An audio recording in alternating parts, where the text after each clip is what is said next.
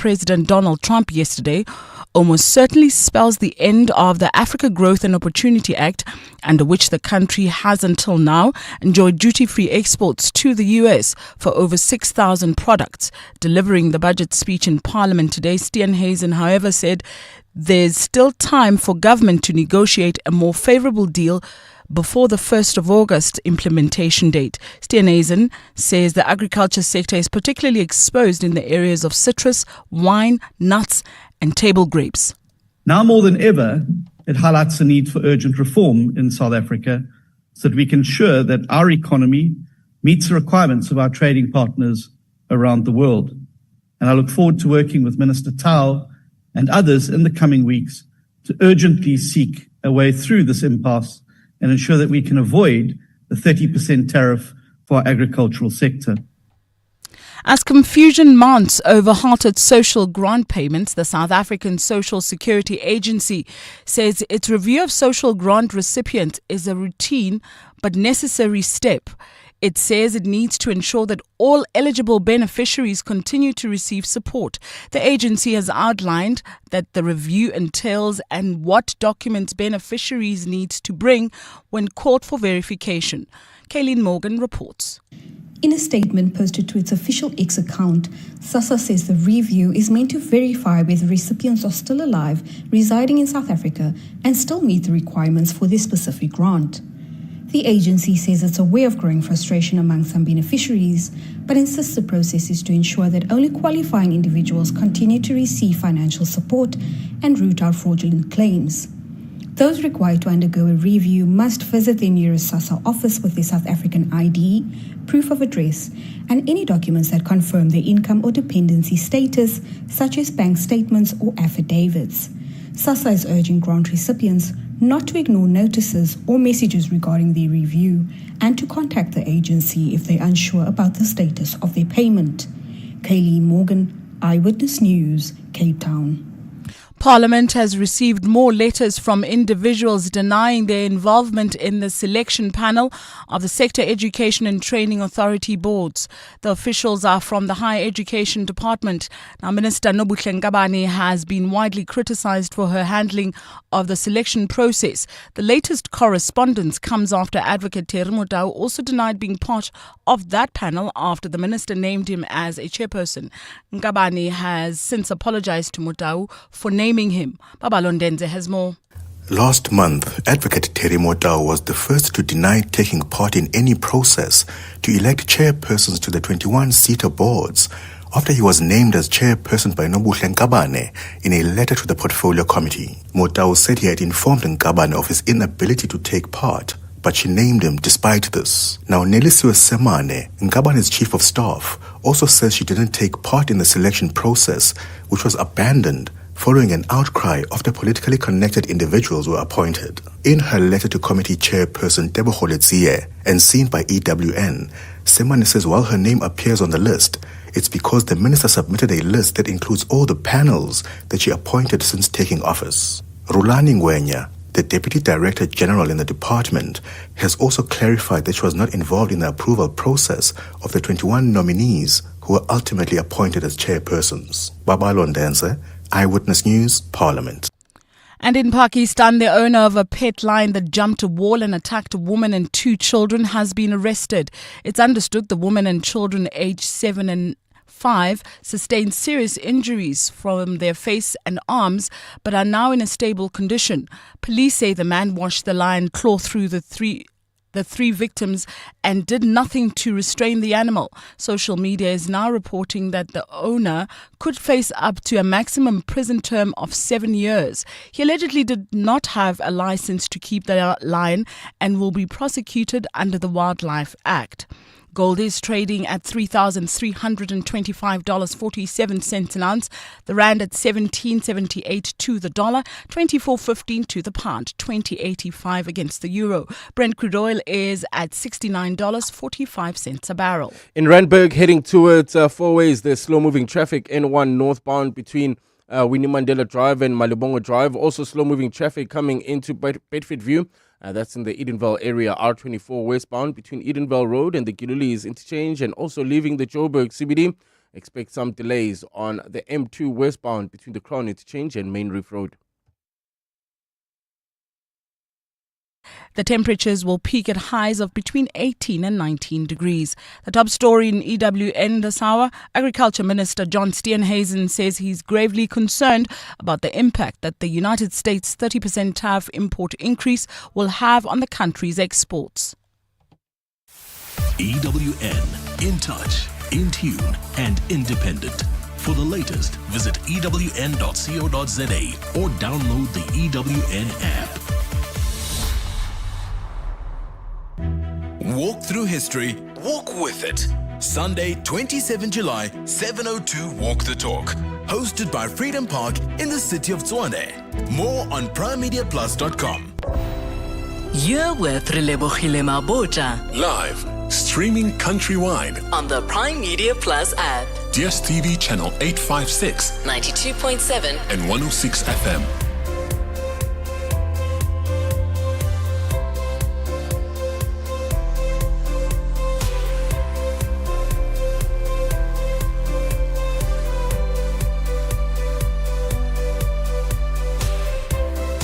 Seven minutes after 1 o'clock. Welcome 7:02 afternoons with me, Relebogile Mabotja, on this Tuesday, the 8th of July. I can say happy Tuesday because things definitely always look brighter the following day. But yes, we keep forging on and we stay tuned to Eyewitness News for all of those really big stories happening at the moment in the country. Coming up on the show today, we are going to be chatting BBC Brit and talking TV time equaling family time. We're going to be joined by the Matwakazi's family, and we will chat to them about their favorite picks and maybe also do a bit of a quiz together as well. Tech feature, we're going to talk about cleaning up on your digital history. This is a big one. We'll also touch on why it's important to clean up on your digital history. Arthur Goldstuck, CEO of Worldwide Works and editor-in-chief of gadget.co.za, will join us for that one. Our series edition, and this is the one that we started last week. 4 July is on understanding civil cases and lawsuits, and I'm so happy that Saritha Venter joins us again, senior attorney and director at the IIE Varsity College Law Clinic's Inland Region. So we are talking part 2 of what we started in the second episode, understanding how a lawsuit works. Don't worry, we'll do a bit of a recap at the beginning if you missed the first conversation, but you can also download and listen to it on primemediaplus.com or download the app. And then our car feature, we're going to wrap up talking about how modern car features impact your car battery lifespan. Very, very important conversation. Curtis Young, CEO and Head of Strategy and Product Development for FixR, joins us for this conversation. So get in touch with us. Give us a call, 011 883 0702. SMS us 31702. Tweet at Relebogile M, at Radio 702, using the hashtag 702 Afternoons, and the WhatsApp line 072 702 1702. 702 Afternoons with Relebogile Mabotja. on 702. Let's walk the talk. Before we kick into our conversation with BBC Brit, I wanted to ask all of you something. And it's inspired by a post that somebody had put up on X, and I'll tell you who they are in a moment. But what they shared was a simple question, and I thought, especially coming off of yesterday, where it really was feeling all doom and gloom and conversations around bad apples. But a simple question that might be able to help us shift where we're at mentally, and that is, are you in a better place like right now in your life compared to where you were last year? And it is going to be easy to look at like your financial standing or your goals as the only measure to answer that question of, are you in a better place? So I want you to just take a moment and think about it, because that could also simply be you're in a better place to where you were last year because you're a lot more patient than what you used to be, or that your character has been built by certain things that have happened to you. You are in a better place. And we'll talk about it throughout the show today and share your voice notes and your messages. But let me know and tell me what the measure is on whether you're in a better place. So I will use myself as an example. I started something this year, which I sort of termed being on a go slow. And being on a go slow was as a result of, I was in hospital in December. And in January, when I was recovering and coming back to work, I really had to just take it easy. And because I'm this like A-type personality and I'm trying to get into my goals, and sometimes I'll feel like, oh, I'm not achieving certain things or I'm not being productive. Therefore, I'm being like, it feels like you're being lazy. But then I sort of said to myself, actually, as in, I am going to just do what is urgent and important right now. Like whether it's work deliverables or even for myself, even with family things. So I termed this thing of being on a go slow, and it allowed me to give myself permission to only tend to the things that needed my urgent attention. And it allowed me time to not just like physically rest and more hours to sleep, but it also gave me the space that I needed to just also chill out, like just chill out. So why am I sharing that story? Because for me, that tells me for a fact I'm in a much better place. The fact that I no longer measure how well I am doing on the things I'm achieving in my workspace. I can also measure on the fact that I'm able to take it easy. I'm okay to drop some balls because those balls I'm dropping are the rubber ones. They'll bounce back. I'll pick them up and I'll do what I need to. I'm keeping the glass balls up as and when I need to, and I'm comfortably on a go slow. And that's all that it is, allowing myself a moment to be on a go slow. So let me know, send me a message or a voice note, and tell me if you're in a better place compared to last year. How have things changed? How have they improved? Even if it's one tiny step, it could have been as simple as, hey, I halved my debt. It could be as simple as I have rebuilt a relationship with my child, or I now take myself out on Saturdays for coffee, or I'm a lot broker, but I'm a lot happier. Whatever it is, let me know. 072 702 1702. 702 Afternoons. With Relebogile Mabotja. 702 Afternoon Spotlight Edition with BBC Brit. Find your happy every night. And we have been having these conversations weekly just about all the cool things we can check out on BBC Brit, which is on DSTV channel 120, packed with feel-good family entertainment from clever quiz shows to laugh out loud moments and everything in between. Now, Michali Matokazi, known for her warm, relatable content on parenting, marriage, and family life, joins us to chat about what TV time looks like in her household. But she is not alone because she comes through with her husband, Snetemba Matokazi, who also happens to be a digital content creator. And we're going to discuss who gets to choose the show, how her family winds down together after a busy day, and also the family's favorite BBC Brit picks and why tuning in as a family actually matters. So welcome to the show, Michali and Sneh. How are you guys doing? Hi, Relebogile. I am doing well, and thank you so much for having me on the show. I hope you're also doing well. I am doing well. Listen, I'm pushing my go slow today. I'm on that tip, Yabo go slow, where I dumped the kid by his cousin's homonite. Oh, okay. I hope you know about the chips, the snacks called Go Slows. You could also grab What? those, I didn't know. Oh my gosh. Who doesn't know Go Slows? Okay, Yeah. I'm gonna check those snacks. Sneh, how are you doing? I'm all good. I'm good, Rebel. How are you doing? You are laughing because you know that feeling when you drop the child off and then there's a weight lifted off your shoulders. Certainly do. I do. I absolutely love it. So let me start with you, Michali. Who's the one that's in charge of the remote at home? Like, who's the one that's in charge? It has to be the kids. It has to be the kids. So I've got two kids. I've got a 12-year-old, Iyana, and also the 6-year-old, Lulu, right? Yeah, they're both in charge of the remote, but the one who's most in charge is Lulu, the little one. Yeah, so let's just say for now, Lulu, the youngest one, is in charge of the remote. Okay, so when the kids are away, Sneh, just admit that you give the remote up to wifey. Guilty as charged. Yeah, no, I have to. I mean, but we take turns. We try to take turns because strange enough, we don't like the same things. But when it comes to family moments, that's where we get together. This is what I absolutely like. Okay, Michele, I have to tell you, one of my team members showed me a picture of Ghostlo, and I know them. I just didn't know that was the name.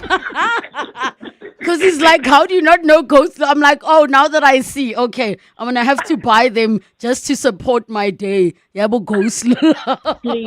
Please go for them. All right, so you're saying that the two of you don't necessarily watch the same things unless it's family time where the kids dictate and you find yourself watching, obviously, the same favorites over and over. But Michele, what are your sort of type of genres that you absolutely enjoy? Listen, one thing about me, I like suspense stuff, keep me glued to the seat, get my heart racing, whereas my husband is different in the sense that he just watches sports stuff and all. I find sports stuff boring, honestly. Keep me suspense, I want a show whereby I'm sitting there, I don't know what's going to happen next. Ma'am. I'm watching a murder mystery show or series, and I want to know what's going to happen. And that's kind of what the kind of shows that I like to watch. Whereas the others like entertainment stuff and all that.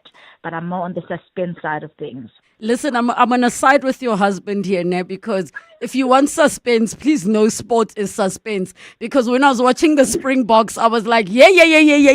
They're getting too close behind us. But Sneh, what kind of genre do you like to watch? And then we're going to talk about, of course, the BBC Brit picks of the family. For me, show me cars. At the moment I'm watching the Top Gear Australia. I'm enjoying it, and she has no interest whatsoever. So that's where we differ. Babes, you need to get within the Top Gear, especially the Australia one. We were chatting about it a few weeks ago. If you want suspense, it is there. Even if it's just suspension, yakoloi. Sometimes when I'm just watching it, all I hear is cars. All right, guys. So at least there's something in there for the both of you. Okay, so now you've been watching BBC Brit with the family. And what have been some of those standout favorites in your house at the moment, Michele? It has to be The Masked Singer. That's the kids' favorite, I have to say. And we also enjoy it as well, watching it as a family.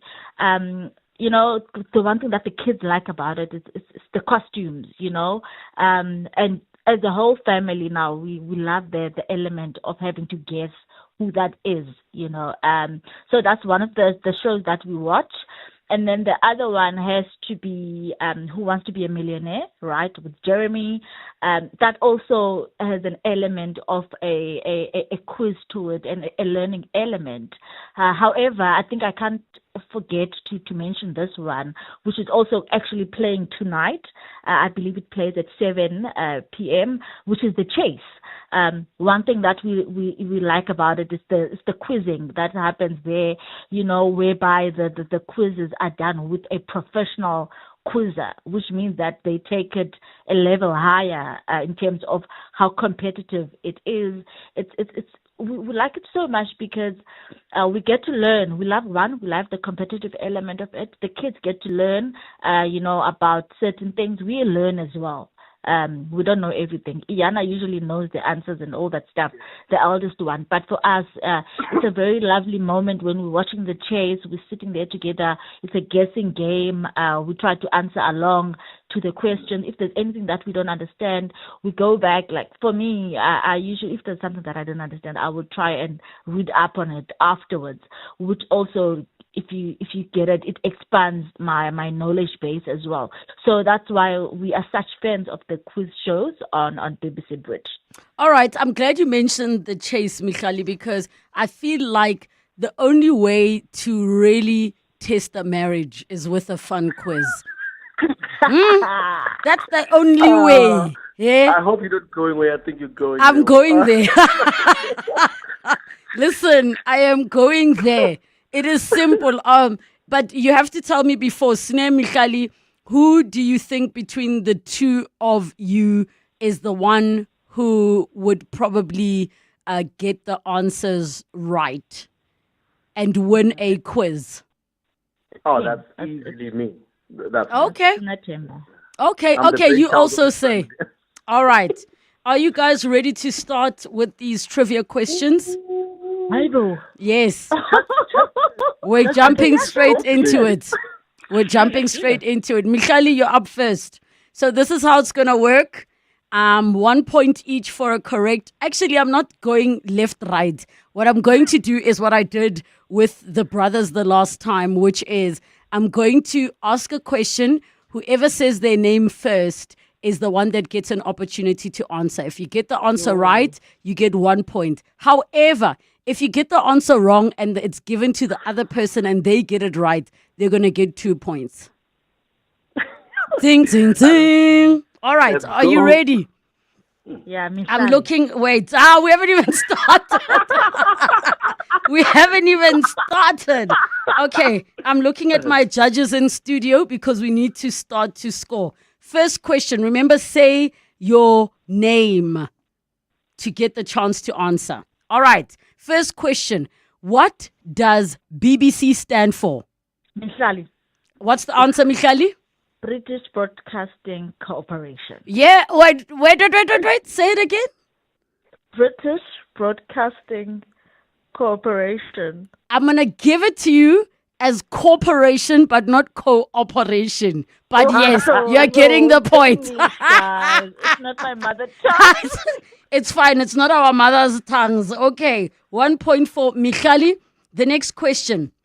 How many sides does a hexagon have? Michali. September. I ulate Netemba. Michali, what's your answer? Yo, 6 sides. Correct. Yeah. The next question. What, and this is an easy one, what is the national flower of South Africa? September. Snetemba, and you better say the full name. Sne, go ahead. Protea. I want the full name. Protea flower? All right. Michal, if you get it right, you get 2 points. What is the full name? King Protea. Yes, girl. 2 points for you.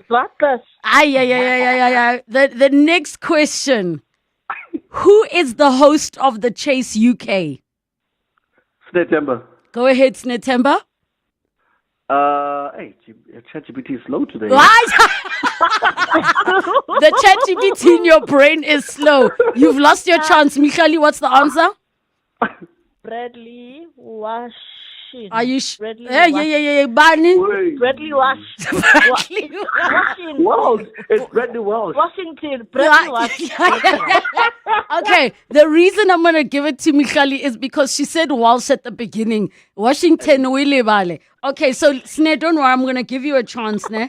So basically, Michali, you are sitting currently with 1, 2, 3, 4, 5 points. Sne, you have 0. Wow. You have 0 points, but I still have hope and faith in you. Are you guys ready for the next round of questions? I'm ready.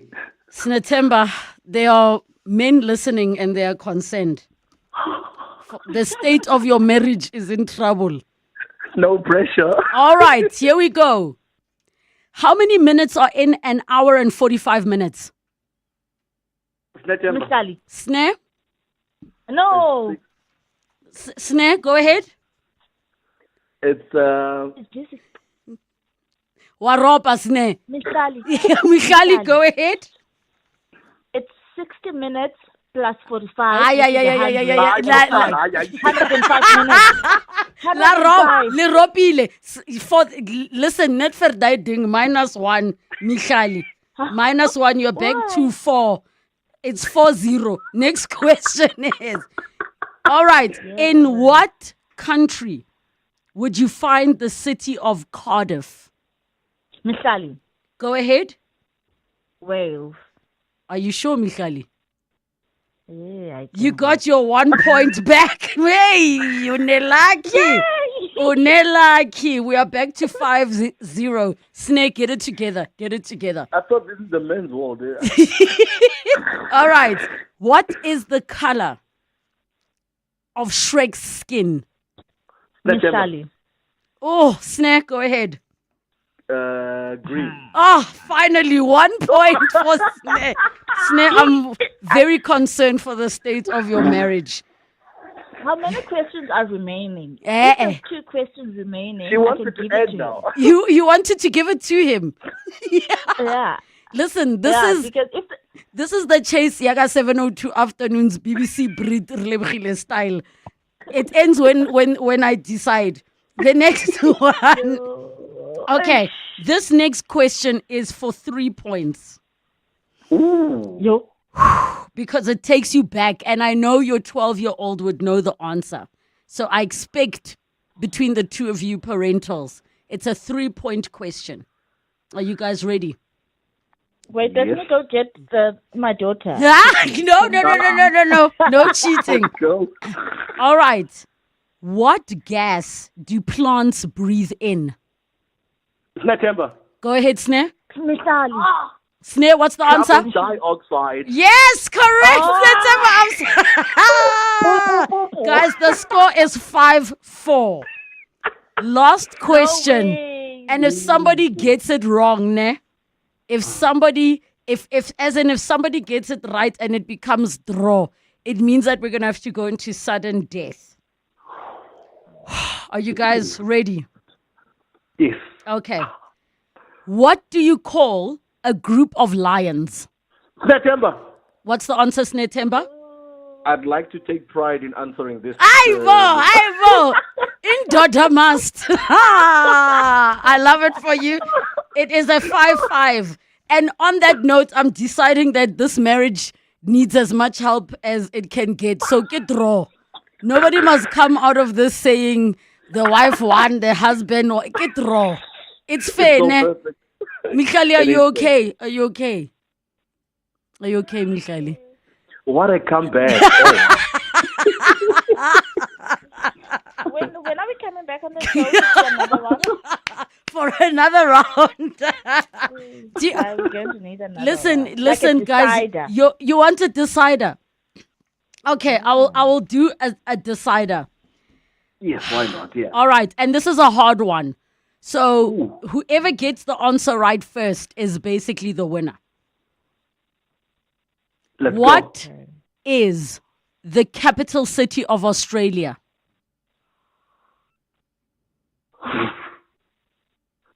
It's a draw in the household because you did not know. It is not Sydney and it is not Melbourne. What is it again? Canberra.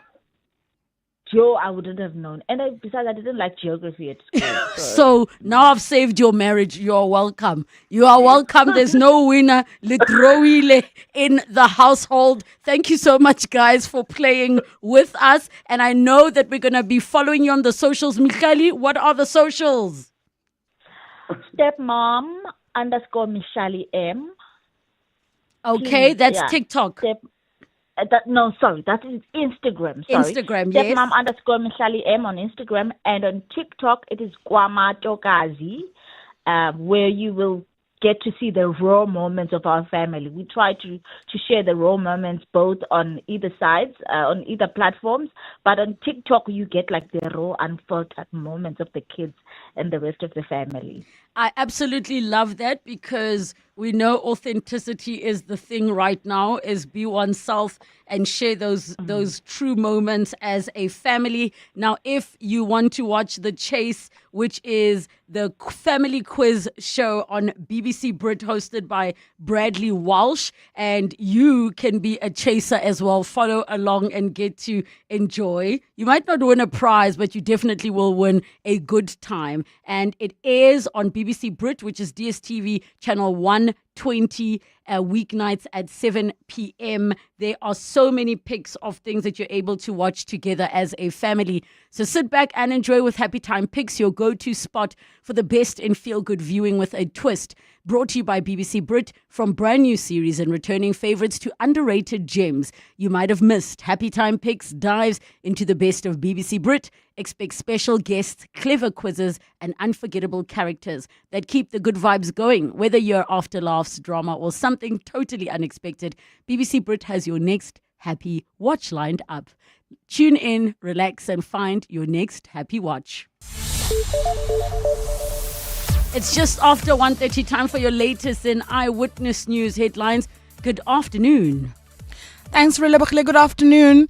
The African Transformation Movement has made a formal request to the Public Protector for an investigation into the conduct of Police Minister Senzo Mchunu. This after KwaZulu-Natal Police Commissioner Nhlanhla Mkhwanazi made damning allegations of executive misconduct and political interference against Mchunu.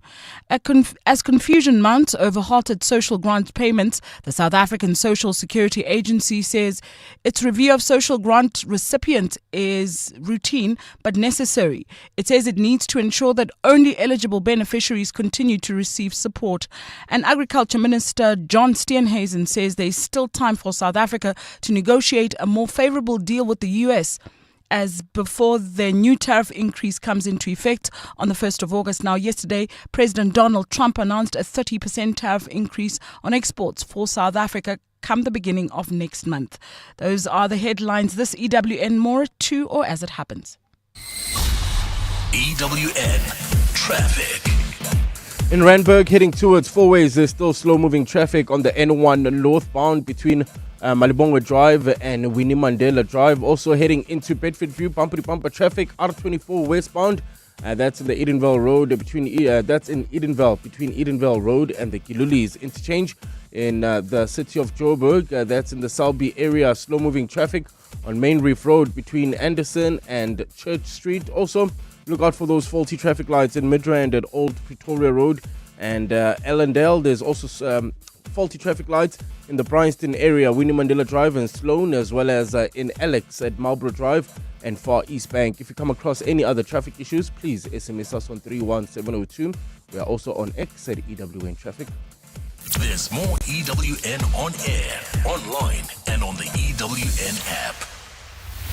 Clement Maniatella, Weekday mornings, 9 to 12. 9 to 12. This is what Fikile Mbalula said yesterday about the Minister of Higher Education. Nowhere in the Act or accompanying regulation does it require the establishment of an independent panel to advise or execute such appointment. The Minister is fully empowered to perform these functions independently. This country, I'm telling you. Oh, no law requires that she must have even an independent panel. Then why did she tell Parliament that she had an independent panel? Why didn't she own up? Why didn't she take ownership of that instead of lying? And Fikile Mbalula wants to protect her? Clement Maniatella. 9 to 12 on 702. Feeling lucky? Play Powerball and Powerball Plus for 60 million rand in total estimated jackpots this Tuesday, and you could win big. Play Powerball for an estimated 56 million rand and Powerball Plus for an estimated 4 million rand today. Buy your tickets now in store on nationallottery.co.za, the mobile app, cell phone banking, or simply dial *120 *7529 hash for USSD. Panda Pusher Play. Players must be 18 years or older. Play responsibly. Ituba is the proud operator of the National Lottery. And they're off. Out front, it's Doped Up Glory, followed closely by Whipped Into Shape. Little Too Young making a surprising early push, just 2 years old and already on her second race this week. Duct Tape Dreams taking the outside lane, tongue-tied and terrified, but hey, she's fast when she's scared. Discarded Glory stumbles at the back, used to be a champ, now just waiting for the knackery truck to the glue factory. Halfway through, it's beaten again, cracking the whip literally, pushing through the pain barrier, eyes wide, heart-breaking, lungs bleeding. She doesn't know she can stop. Learned helplessness, they call it. We just call it racing. And at the final stretch, it's Doped Up Glory by a nose. She's done it. Oh wait, she's down. She's not getting up. Oh well. Cruelty is staining horse racing. The NSPCA is calling for the industry to sign their racing code of conduct to hashtag Rein in the Pain. Show your support at nspca.co.za/Rein in the Pain. Are you looking for the best savings on spectacles? At Specsavers, enjoy 1,500 Rand off when you get tested at South Africa's trusted and most established optical group. Get 1,500 Rand off all frames in store, or use your 1,500 Rand off on our leading lens enhancements, such as drive light lenses that reduce artificial glare whilst driving. Book online or call your nearest store today. Affordable eye care, Specsavers. T's and C's apply. In this year's Nedbank Business Ignite on 702, we put the spotlight on small businesses who dared to disrupt the industry, awarding one winner 200,000 Rand in cash and a 200,000 Rand advertising package. It's good for businesses because what we did in automating businesses' financial reporting, we've managed to reduce the amount of time that it takes to prepare their financial statements from 2 weeks to just 2 days, even a day, which is a game changer. And what it does, we have tools that provide businesses and business leaders with real-time information of what's happening in their business in terms of their financial landscape, so that they are ahead of the game. They are able to make informed and timely decisions. Nedbank Business Ignite on 702. Go to igniteyourbusiness.co.za to view the finalists and winner for 2025. Nedbank, an authorized FSP and registered credit provider. Your voice. Your life. Your afternoon radio. On 702 Afternoons. With Relebogile Mabotja. 23 minutes to 2 o'clock. I asked you all earlier where you are in life at the moment compared to where you were last year.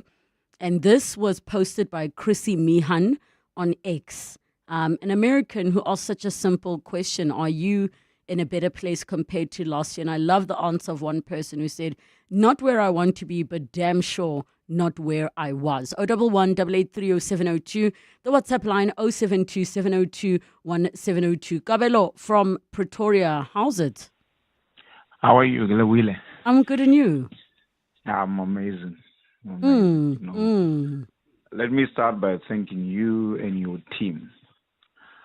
I called around January when the school started, when I had nothing. I was down. And remember when I told you that my son needed an eye operation, and then I had nothing to do for him. And my only solution that I have, if you can remember, I said, I wish that I could just catch up. I could just commit suicide, and then they'll just catch up the policies, and then Lungile will be able to have an eye operation. Yeah. And then they'll be able to survive. But, you know, the psychologist that you hooked me up with, you know, he did a great job. That even now, you know, I'm still, you know, fighting to get Lungile to go to school. But it's not longer that much that I have suicidal thoughts. And back then, you know, I felt like I was alone. But no, now that when things like that happen, I can pick up a call and say things are getting worse. Like even now, when there's nothing to eat in the house, when there's no food, I'm able to talk to him, and then he's able to, you know, to empower me, you know. And I'd like to thank you, because if it wasn't for you, this year by this time, maybe I'll be gone and my kids will be all alone. Oh, man. Because what you did for us, that counseling only, you know, even now, as I talk to you, know, it's school holidays. Mostly they eat at school. Then after, when they come back from home, sometimes there's no food. And when it's school holidays like this, there's no food in the house completely. But I'm able to survive and say, you know, let's share maybe a loaf of bread, two slide today, and it can last us a week. It's all because of what the guy says. You must survive with what you have. And Kilebuhile, all thanks to you. I also told your producer, guys, if it wasn't for you, Lungile and Offense wouldn't have a father today, because my only plan that I have is just I needed to, you know, take my own life, and so that Lungile can have an eye operation. And even and the other thing, she even helped me to commit to do a Back Body campaign for Lungile, and try to push it so that next year. Remember, Lungile is 5. I told you he was supposed to go to grade 1 next year, but he's been on the waiting list for operation for over 3 years. Yo. So now, you know, we just push a Back Body. Maybe we can reach that 150,000, then he can do both eyes at the Eye Institute operated, and then he'll be able to go to school. But now I'm able to survive. Like I'm at the better, not the way I want to be, not where we all want to be, but at least I don't have that suicidal thoughts anymore where I'll say, I think this is the only option. And it's all thanks to you guys. What you guys did, it's truly an amazing cause. I had no one to talk to, but you hooked me up with a psychologist. And even now, I wish that you could just help me to share the Bakabadi campaign and Lungile must go to school. Firstly, Kabelo, let me say thank you for being not just vulnerable and open and honest, but also, for being open to us suggesting support for you. One has to be ready to allow somebody in to help them. I'm so happy to hear you're in a much better place mentally. Even if the finances are not where you want them to be, you sound in such good spirits. We definitely will share the backup buddy. As soon as I get off the call with you, I'm going to make sure that you give Pashida the details. I will post it on my social media, and I will make sure that it's shared as well with all the listeners on the social accounts. Kabelo, I'm so proud of you. It is not easy to make a decision like that. People will say things like, I will die for my children, but they forget that sometimes it is harder to ask yourself if you would live for your children because of how difficult it can be. And you have chosen to live for yours. So thank you so much for sharing that, and also for just affirming what we do here, which is really trying to just make very intentional and purposeful content and just create a little community and a 702 Afternoons family with all of you. So thank you so much for sharing. Your voice notes are coming through on 072 702 1702. Relebogile. Yeah, last year my life was upside down, financially, love life, and stuff like that. And then this year, financially, I'm okay. I'm 100% okay. I didn't inherit the money.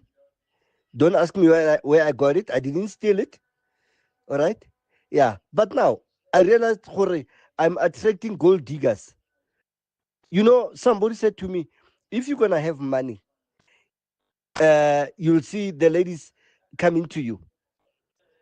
And really, indeed, so unfortunately, they're not going to get a cent from me. Thank you. Bye, Taru from Deep Kloof. Hi, Relebogile. Your go-slows are the best. You find them most of the time in the locations. I've never seen them in the suburbs, but woo, the beef ones, they are nice. And they are so cheap. I think it's 5 rand. Yeah, you must try them. Hi, Relebogile. Hi. Love your show. Yeah. I'm actually at a better place than last year, really, because there were a lot of tides and storms. I had no peace. There was pressure. But this particular time of the year, this year, I'm at peace. I'm taking things one at a time, mountain by mountain at a time, believing that soon enough I'll sort things out. Yeah, thank you so much for a great show. Ciao. Thank you so much. Thank you. One message says, I'm thrilled to say I'm exceeding my goals from last year. I worked hard to save up and pay a significant portion of my fees, which has allowed me to return to varsity and pursue a postgraduate certificate in education. Currently, I'm focusing on my studies full time, which is a big commitment at 28, but I'm determined to make the most of it. I'm not working right now, so I'm relying on my mom's support, and I'm grateful for that. It's a bit surreal, but I love the challenge and opportunity to invest in my future as an educator. I'm content with where I am right now and excited for what's to come. I absolutely love it for all of you that are sharing your messages and just showing that you have moved.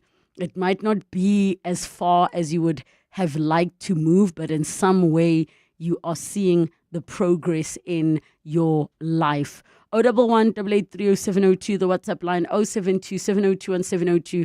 We will be playing your voice notes and reading your messages throughout the show. Bongani Bingwa, 702 Breakfast. Weekday mornings, 6 to 9. Minister, it's many months later, it's many moons later, but I'm going to ask you anyway. So why weren't you at the signing?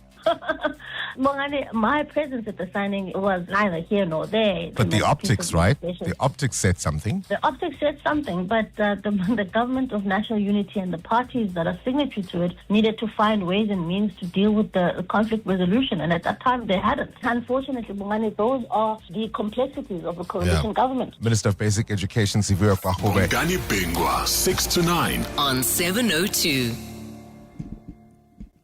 The Market Theatre presents the South African premiere of Fraser Grace's award-winning play Breakfast with Mugabe. Directed by the 2025 Standard Bank Young Artist for Theatre Calvin Raikadi, this psychological thriller explores the troubled mind of the once revered leader as he battles inner demons and political paranoia. Don't miss this compelling production with its brilliant cast and searing dialogue. On from the 16th of July to the 10th of August. Tickets available on web tickets or via markettheatre.co.za. Tani Esther, or should I say the Tupperware Tani? How's business going? Business is booming. I've been operating out of the boot of my car for 10 years, but shame, it couldn't keep up with my growing empire. Okay, so you sold it to We Buy Cars? Yes, quick. Sold my old one, bought a bigger one. I even sold some of my Tupperware to the friendly guy who picked up my car. Stick to what you know best, eh, Tani? Excuse me? Never mind. We Buy Cars. Geared for your business, geared for you. Checkers XXL Savings is on with the XXL Jackpot competition. New week, new deals, new jackpot. This week, save on Nescafe Gold Instant Coffee 200 or 220 grams for $139.99. And Pampers Jumbo Pack or Premium Care Value Pack nappies or pants for $249.99 per pack. Remember, buy any 3 participating products and get a scratch card to enter. Deals valid until Sunday at Checkers. Hey, did you see the office of the tax ombuds stand at Menlyn Mall? It's right next to Starbucks. No way. What are they doing here? It's filing tax season, and they're helping people who have complaints against SARS. If you feel like you've been treated unfairly by SARS, they can help. And it's completely free. That's smart. I didn't know they help for free. Yep, smart taxpayers do the right thing. Visit the office of the tax ombud at Menlyn Mall from Friday 11 July until Saturday 12 July. When life changes, so should your savings plan. And when your goals evolve, your advice should evolve with them. With Momentum, advice meets your context. Catch 702 in conversation with Momentum on The Money Show this Wednesday, 9 July, as we unpack why context matters in financial advice. Discover how you can get the right support on your savings and investment journey, tailored to where you are and where you're going. That's 702 in conversation with Momentum this Wednesday on The Money Show with Stephen Grootes. Momentum, your journey to success on 702. Momentum's an authorized financial services and registered credit provider. 702. Tech feature. 11 minutes to 2 o'clock in our tech feature for today on 702 Afternoons. We are talking about cleaning up your digital history, why it's important and how to do it, especially safely. We're joined by the CEO of Worldwide Works and editor-in-chief of gadget.co.za, Arthur Goldstuck. Arthur, how are you doing? Welcome to the show. Thank you, Relebogile. Good to be on the show with you again. Thank you so much. Now let's kick off with why one would need to clean up their digital history. And are we only referring to our phones or all our devices? You're actually looking far beyond your phone. You're looking at the entire spread of social networks, of websites where you might have signed up, etc. And the reason is that you often have forgotten accounts, and your search history can actually reveal a lot more about you than you might think going over many years. So the reason to do it is, firstly, to avoid personal data being exposed online. That's the single biggest one. And then prevent others from digging into your past, and also avoid targeted ads through your search history being available through what they call cookies. So those are key elements. Depends what's important to you. But there's every reason to every now and then do a spring clean of your digital presence. Please let's go back to what you were saying about like old accounts. So by old accounts, do you mean possibly old, let's say some old Yahoo email address you used to have before you got your own domain? Are we referring to maybe some social media profile that you left up, some old MySpace? It's partly that, but it's also whenever we want to read an online publication, for example, we get asked to sign up for their newsletter or to create an account in order to read it. If you go shopping, for example, you often have to create an account, and you might do it once ever because you only wanted to buy that one item from that one weird store. So years later, your account still exists there and you've forgotten about it completely. I see. So where would you advise one starts in this process? Well, the first thing to do really is to open a private browsing window. If you use a Chrome browser, I do, you select Open Incognito browser. At least that's the option that you'll see, New Incognito window. In other browsers, it will be some or other form of private browsing. And what that means is when you do a search on yourself, it's not going to be biased towards your browsing history. It's going to show you what other people see when they do a search on yourself. And then once you've done that, you Google your full name in quotation marks, and also try variations on it. If you have a maiden name, try that. Also your social media handles, obviously one after the other, not at the same time. But then you add keywords, like you type in your name in quotation marks and say plus email or plus photo or plus CV. You should check Google Images as well to see if you're there. Then you need to go through each platform where you might have been active. Like on Facebook, for example, you can go to the activity log or choose an option that says manage activity. You find that by browsing around your settings or your personal profile and looking to see what is under privacy or security. And that allows you to hide or delete your old posts if you want to, of course. On X or Twitter, you've got tools like Tweet Delete to help clean old tweets. That's a third-party one that you probably have to sign up for and will then forget that you sign up for it. And 10 years' time, you still have that account. So if you do have to register for new products, also unregister afterwards.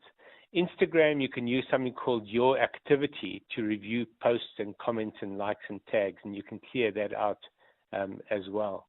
And then you should use a security tool to look at exposed data. So something that I use is Kaspersky. I use a paid version of Kaspersky called Kaspersky Premium that includes a fantastic privacy tool that scans the web for your email addresses and passwords. And it gives you a list of sites where you've got passwords that have actually been exposed by hackers. So hackers will every now and then breach a website, and they'll find all the usernames and passwords on that site, and they'll post it on what they call the dark web, which is essentially a version of the web that you need a special browser to access. But hackers all use that browser, so they can find these credentials. It might be that those sites where your credentials have been exposed don't really matter to you. It might be an online magazine that you signed up for, but very often people use the same passwords on different sites. So what the hackers do is they take your credentials on one site and they try it on banking sites and social media, etc. And sooner or later they crack open someone's privacy. I actually have noticed on my phone what it will do under like the passwords. It will actually notify me as to which passwords were part of a data leak, and it will tell me to update. Are there some things that maybe people can do if maybe it's not an iPhone? I'm not sure on certain Android devices. If those things alert you to, hey, this password of yours is in a leak, blah, blah, blah, blah, blah. If you have an Android phone, I would recommend going onto the Android Play Store and doing a search on password checkers, because there's different kinds, and some are paid for, some are free. And the free ones will only give you a limited number of sites that it'll check for you. But try those out and have a look. People will probably be shocked to see how many of their sign-ups for sites they've even forgotten have actually been exposed or breached by hackers. So great idea to do it on your phone, especially do it on the web as well. And then also try to find a tool that you can use for ongoing security that will give you a password manager to help reduce your risk as well. So that's, again, what Kaspersky gives to me, but other people might find other tools that work better. AVG has got an excellent free version, for example. And then there's tools like Trend Micro, which are really good for business users, especially. It's not only the consumer. The business user is even more at risk, generally speaking. And then if you have forgotten, let's say, your old password or username or PIN, how are you able to delete an account? I mean, there's some people who also don't even have access to some old email to be able to go through that process. If you don't have access to your old email, then chances are you're not going to be able to delete that account or update it. But you can try. You can go to the website and see if they have tools to allow you to regain access. You might have given, for example, your cell phone number as a verification tool, and that'll enable you to re-access that site and then to delete it as well. Wow, Arthur, thank you so much for sharing this with us. I think it is quite important. Clean up your digital history, especially if you are a person who would end up using the same PIN, the same password for multiple things. That is how they're going to get into your account and rob you.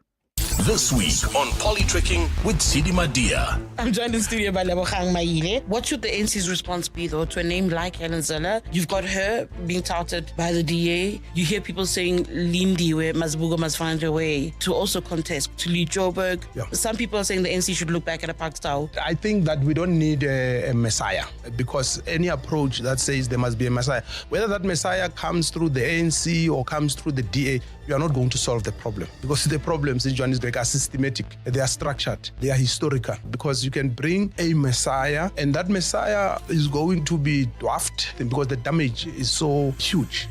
Listen to the full episode on primemediaplus.com. Polytricking with Sidi Madia on EWN.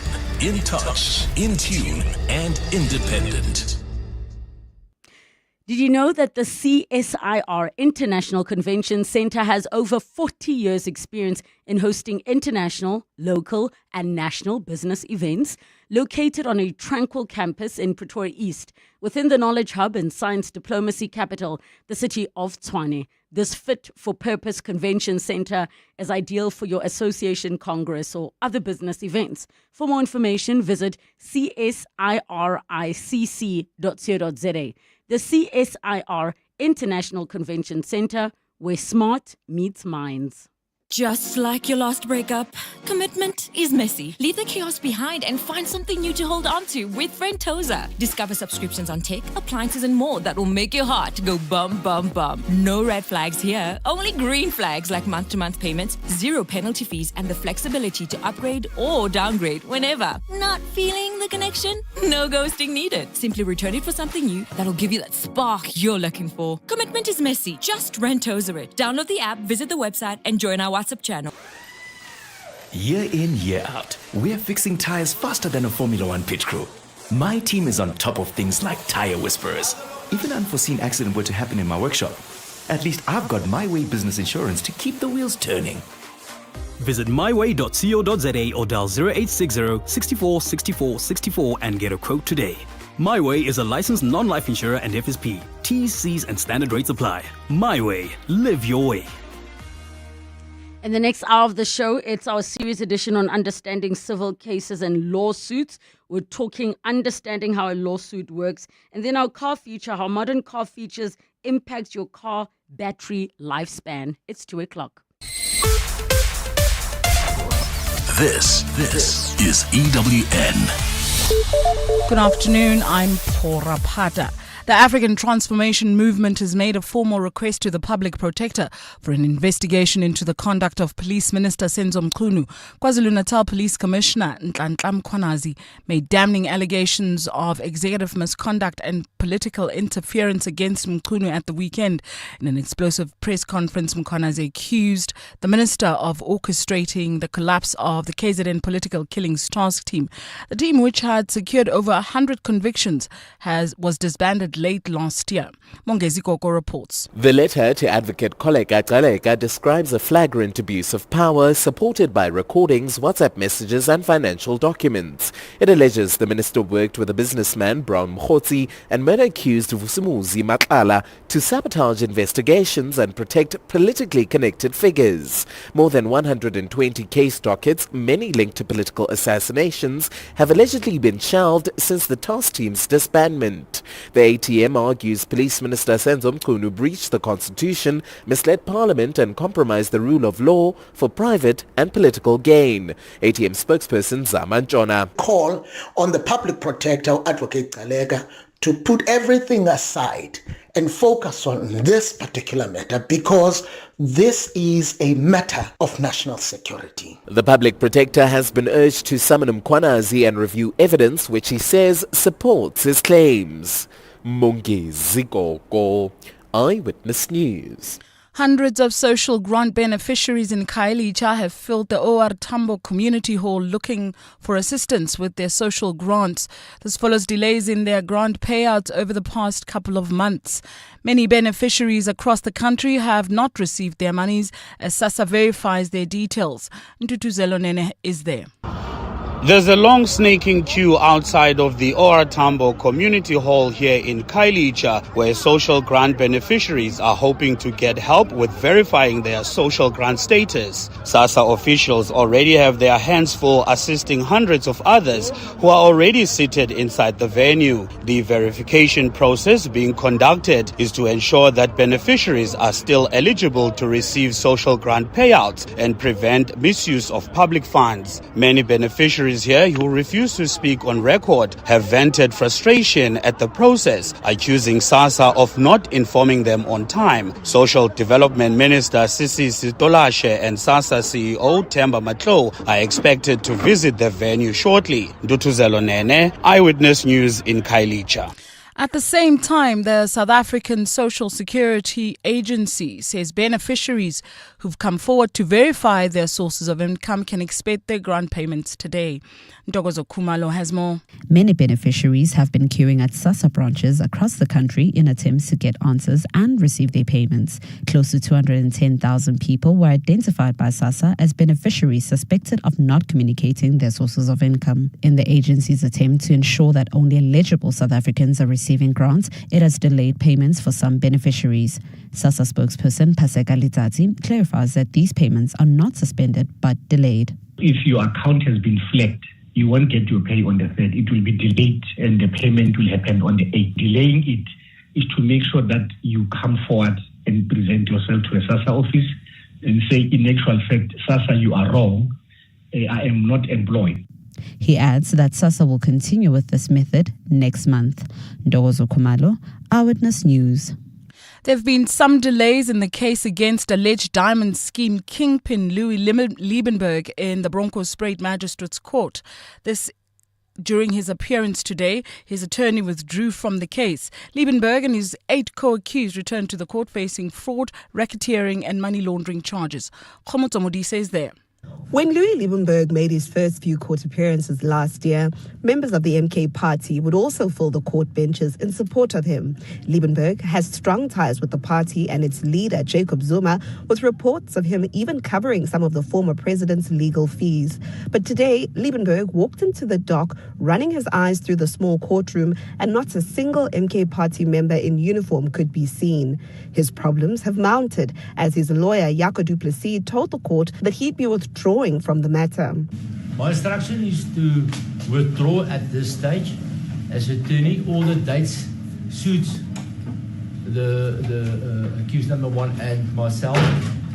While du Plessis did not inform the court of a reason for his withdrawal, he's not ruled out the prospects of him returning to the matter, saying he may do so once he receives proper instructions, which may be financial. From Liebenberg, Komoto Modise, Eyewitness News in Bronkhorstspruit. Gold is trading at $3,325.47 an ounce. The rand at 17.78 to the dollar, 24.15 to the pound, and 20.85 to the euro. Brent crude oil is at $69.45 a barrel. Well, at this stage, leaving the Joburg CBD, slow-moving traffic on Main Reef Road between Anderson and Church Street.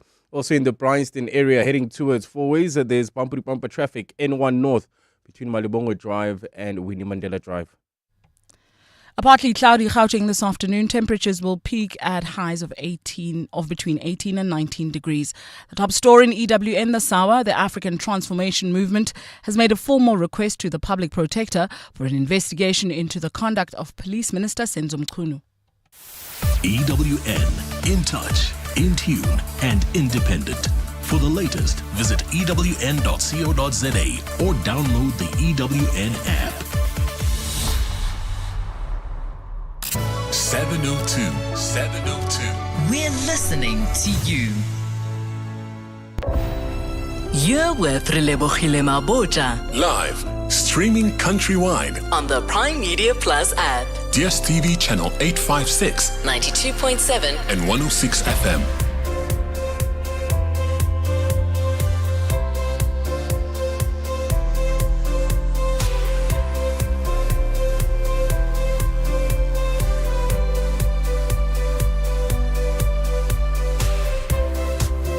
Minutes after 2 o'clock, the second and final hour of 702 afternoons with me, Relebogile Mabotja. And yeah, I'm still finding out from all of you about if you are in a better place this time this year than you were last year at the same time. No matter how big or small it is, share it with us on 011 883 0702 and the WhatsApp line 072 702 1702. There was a message on X that came through.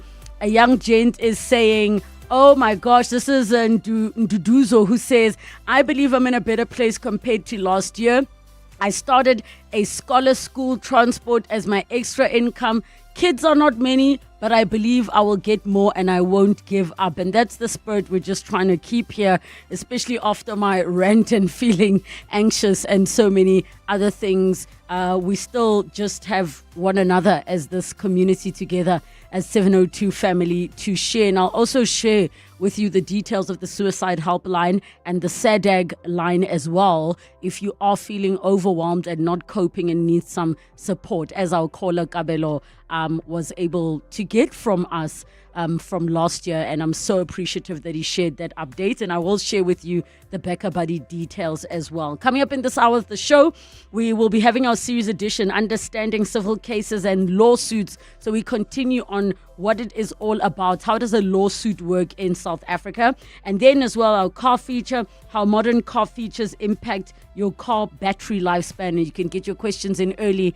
already. 011 883 0702. SMS us 31702. Tweet at the Relebogile M, at Radio 702 using the hashtag 702 afternoons, and the WhatsApp line 072 702 1702. 702. Series Edition. Series edition. I am so loving this one because it is around the law, something that I truly enjoy learning about. So class is in session, folks. We are going to talk about civil cases and lawsuits. How exactly do they work in South Africa? This is episode 2. So we're continuing with the same theme as episode 1 because there's quite a lot to get through. PrimeMediaPlus.com. Download the app to catch up on episode 1. But we will do a bit of a recap here. And we're joined by Saritha Venter, again, Senior Attorney and Director of the IIE Varsity College Law Clinics Inland Region, with your calls on 011 883 0702, the WhatsApp line 072 702 1702. Saritha, welcome back. Thank you so much for coming to talk to us again. Hi, Relebogile. How are you doing? I am doing well, and I'm excited for this lesson we are getting into. So let's quickly kick off with a recap as to what is a civil case or a lawsuit and how do they differ from what a criminal case is? So as we discussed last week, pretty much a civil suit is anything that criminal is not. And it's mostly where private individuals, businesses, or other organizations, for example, take each other to court or sue each other for things like damages, rights infringements, implementation or enforcement of responsibilities, stuff like that. And your most common examples there are what everyone knows, like personal injury claims, slip and fall, breach of contract, property disputes, divorces, which is a very prevalent claim in South Africa, child custody matters, everything like that. Okay, and then so that we don't get asked again about this one, but the small claims court is there for? Small claims. The small claims court is basically a court created by government or by the legislator to assist the man on the street with smaller claims that you're not really gonna, necessarily go to the magistrate's court or the high court for. And it is user-friendly, it's public-friendly, it is a court specifically designed to allow people to enforce their own claims.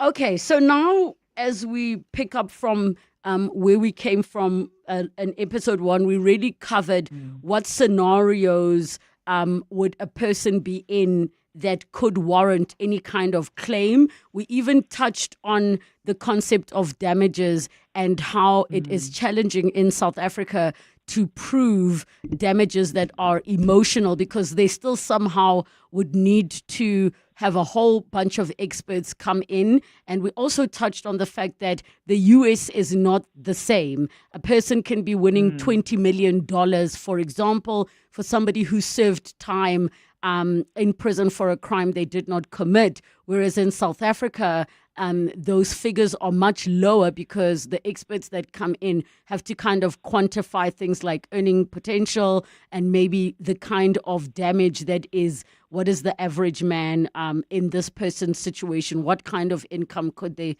have made in that time? It's not so much where the attitude is make them pay with their pockets, which I'm a firm believer in. I think the US can be a little bit excessive because somebody can break into your home, get hurt, and sue you, and then you pay them, for something that happened. So that is excessive. But I do think that there are scenarios where civil claims should be paid out a lot more than what they are. So now let's get to the part about the process. If now I'm saying, okay, I'm Relebogile Mabotja, I'm coming to you, you are my lawyer, and I'm coming to you to sue for, and let me choose something that maybe is not common. So let's say I'm saying to you, Saritha, I've been dating a man for 3 years, and he promised me marriage. We started the lobola process, and I even acknowledge that it's not complete. So I acknowledge, but now this person wants to break up with me. And because this person promised me marriage, I actually adjusted life decisions. Like I turned down a job in America that I was going to earn X amount of money. I want to sue this person because I was there supporting, thinking I'm going to be a wife. So I'm going to make it very extreme and unusual. Where would we begin? I suppose at the beginning. I love how you're laughing because I feel like these are lawsuits that are going to start coming out as time goes on in South Africa. I know they happen in the US already. So let's start, and you say, okay, we start at the beginning. What would I need to provide you as the person representing me before you can even say, listen, don't even bother, you don't have a case? Because I know also when it comes to the law, you are going to look at what other cases have sort of, what precedence has been set already, and you will be the person saying, this is a long shot, or those kinds of things. Yeah. So with a breach, it's called a breach of promise claim. So it used to be quite... when we went back in the day when marriage was more of a holy institution, not that it's not now, but when society still viewed it as a very holy institution, and, the whole thing around it was this very big thing. Before divorces became so prevalent, breach of promise was quite a serious thing. today you can still claim for breach of promise in certain circumstances, for example, but you will be limited in terms of the type of damages that you claim. Now, in your situation that you've explained with where there's labola, where there's an actual transaction that happens, the reason for the labola, the process that follows into it, all of that is basically a contract between the two families. So just to clarify, Saritha, so if let's say in the scenario, I acknowledge that the proceedings began, but I also acknowledge that we aren't married. They're not done. So that part is not a point of contention. It's not like you're now saying to me, okay, we need to prove you're married. Let's say I acknowledge we started just to demonstrate how much the intention was there. Okay, but the process was never completed. So what you're saying is that the customary marriage was never concluded. Yes. Okay, exactly. So this is still the breach of promise stage, if I'm understanding you correctly. You have not entered into a customary marriage officially. Yes, with correct. The partner. So this is still the promise stage. It's the engagement phase, basically. Yes. It's the happy phase where we're celebrating. So that is still a contract that we are entering into and that we are negotiating. And depending on where you are in the process, you may well be able to sue for breach of promise. It's the same as if you want to look at the normal, where you would normally go and get an engagement ring, we plan the marriage, we go through the whole process, but we never get to the altar. Yes. Okay? So that is still, the agreement is based on the promise that is made. And like I say, there your damages will most likely be limited. Like you said in your example, you did not take a job in America. So you will have to prove that you would have, it's called what is called the causal nexus or the causal link between the damages suffered and your claim. So the claim of future loss of income will be quite difficult to prove because there's no way that you could have guaranteed that you would have gotten the job or that you would have kept the job or, whether there would have been increases or not. That would be quite difficult to prove. But what you can prove is what decisions you take. I relocated. I gave up my existing position to relocate because we were supposed to get married. So that would be something that would be more within the realm of your damages that you would be able to claim in this situation. But now, how do you start? Sorry, just a question before we get to that. So you've now outlined the things that we're able to prove and say, well, this was the offer letter, blah, blah, blah, blah, blah. But if I say, I want him to pay for my heartache, he's rich, he has a wine farm in Stellenbosch, I had already imagined how I'm going to redecorate this place. We had already even met with the interior. So my heartache, I want 10 million rands. Yeah. So like we said last week again, with non-patrimonial loss or damages, the problem is that is where your heartache and your emotions and your hurt feelings come in. That you need to still prove the quantity that you're claiming. So I always say you can do a lot of things, but whether you can prove it is a completely different thing. So you can easily claim 10 million rand for my distorted emotions. Can I prove it? And that's where our experts come in who quantify these types of damages and who can then say that, yes, this heartache and this emotion is really worth taking all of the circumstances into consideration with 10 million rand.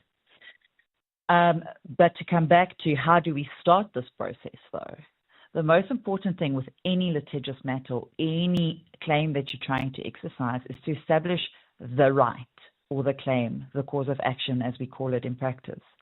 So that means, what are we basing our claim on? And that's important for various reasons. It could be that the claim can be limited, or it can be based on the fact that there are certain things that we have to meet before we can institute the claim, or we have to follow a certain specific process. And that's why it's quite important to consult with a legal professional before you, even if it's just a consultation, to see what is the process. A lot of the time we would not want to start, or I like to start with what is called a letter of demand. And I'm sure everyone's heard of it, or some people might even have received a letter of demand. But that is basically the engagement letter where you say to the opposing party, hey, I need you to respond. I want this and this and this, or I'm going to sue you for this, or I'm planning on doing this. This is what I'm demanding from you. And if we can't settle this, if we can't negotiate this, I have no other recourse but to approach the court. Thereafter, you will start your litigation process, which can be either one of two processes in South Africa. It will either be an application or a summons. Again, the summons process is the process that's more familiar, I think, with people. People are more versed in the summons procedure because that's where the sheriff comes and delivers a summons, and that's normally the main procedure that is used, especially with the enforcement of debts, or even issuing for divorce, or suing for breach of contract, stuff like that. Then after that only do you start the actual litigation process. And this is also where prescription is stopped. So talk to me about prescription and what that's all about. So prescription is basically the rule that we use in law to limit when you can claim from a person, or up until what point you can claim. A lot of people will say, "Oh, you can't. Murder. You can be prosecuted forever." Okay, or there's a certain time limit that you have to prosecute within. And I use now criminal charges because that's what people like to discuss, or that's what they mostly associate with. Yes. But we have the same stuff in civil. So certain civil claims have limited time in which you have to sue a person before that claim prescribes or falls away. In South Africa, the general prescription time is 3 years. And I say this general prescription because that is what we mostly deal with, but there are, as always, exceptions to the rule. So 3 years is your normal time during which a claim needs to be exercised or claimed. And just to tell, or just to put it out there, that a letter of demand does not stop prescription. Only a summons does. Only a valid legal document issued through a court and served through a sheriff can stop prescription. So if you are the claimant and you're trying to claim money from someone, you need to do it within 3 years of becoming aware of that claim. So what if there are extenuating circumstances that would have prevented you to claim within 3 years? So let's say part of your claim is damages incurred to, let's say you were in a coma, you were unwell, and only after a 3-year period are you able to have the emotional, mental, and financial capacities to go and claim. Relebogile, I think you should become a lawyer. Listen, because there's always an exception to a rule, right? well, look, at least I know my little 1-year module at UNISA didn't go totally to waste. I figured, let me make money to pay lawyers, but not become one. So, so in this... But that's exactly one of the circumstances, yes. Okay. That is one of the exceptions to the rule. For example, a minor that can't exercise because they've got limited capacity to litigate. So prescription there is suspended for a while. A person that's, for example, in a coma, motor vehicle accident, and in a coma and they can't exercise their right, that would be an exception to the rule. And that's why I said very cautiously, there are exceptions. I just want to say, there is a rule in law that says ignorance is not a defense, which means the fact that you weren't necessarily educated in your claim, or that you had the wrong advice, that is not grounds for prescription to be suspended. Please remind me again about concurrent cases with criminal and civil. That yes. If, let's say, I have a sexual assault pending case, let's make it more interesting by saying it happened in a workplace and I work for like a listed company and it happened on company property. So now the criminal process, it's taking its whole thing, but I also want to have a civil claim, not just from the person I'm accusing of sexual assault, but also from the company, because when I tried to follow procedures internally, they didn't support me. Now, in that case, where we're waiting because we know criminal cases can take forever, and also the burden of proof becomes tricky in sexual assault cases. What restrictions do I have if that civil case is going on, where it's now on a balance of probabilities and this prescriptive thing is there? Like, maybe share with us in this hypothetical scenario I've given what my limitations would be. Yeah. And if one case would affect the other. So nothing prevents you from initiating civil proceedings while there are criminal proceedings pending. And in fact, you should, because your prescription does still run. You still have the 3-year prescription. So in your example that you gave, you're going to most likely claim from the employer based on vicarious liability, and you're going to say that they were negligent in the sense that you advised them of the sexual harassment or whatever was going on, and they turned a blind eye. This often happens to whistleblowers. So there you must still institute your claim. You don't have to wait for the criminal proceedings because, like you said, often criminal proceedings can take longer than 3 years to finalize, which means that your claim might prescribe. The outcome of the one does not necessarily or will not affect the other. The fact that someone is found guilty in a criminal court does not automatically provide you with a civil claim, or it does not automatically mean your civil claim will succeed, and vice versa. So the two are completely separate situations. The causes of action are completely different. For example, if you are charged with sexual harassment in a criminal court, you might want to proceed with a claim of negligence against the employer for sexual harassment or based on vicarious liability. But the requirements for the two different causes, the criminal charge and then the cause of action in terms of the civil law, that's completely different. And you still have to prove both in both courts for either a verdict of guilty or a finding in your favor for damages and so forth. So, on the civil side. Okay, so now once we get to the point in whatever civil case, not this one of the concurrent courts, of the settlement letter and all of those, the demand letter, and then you get to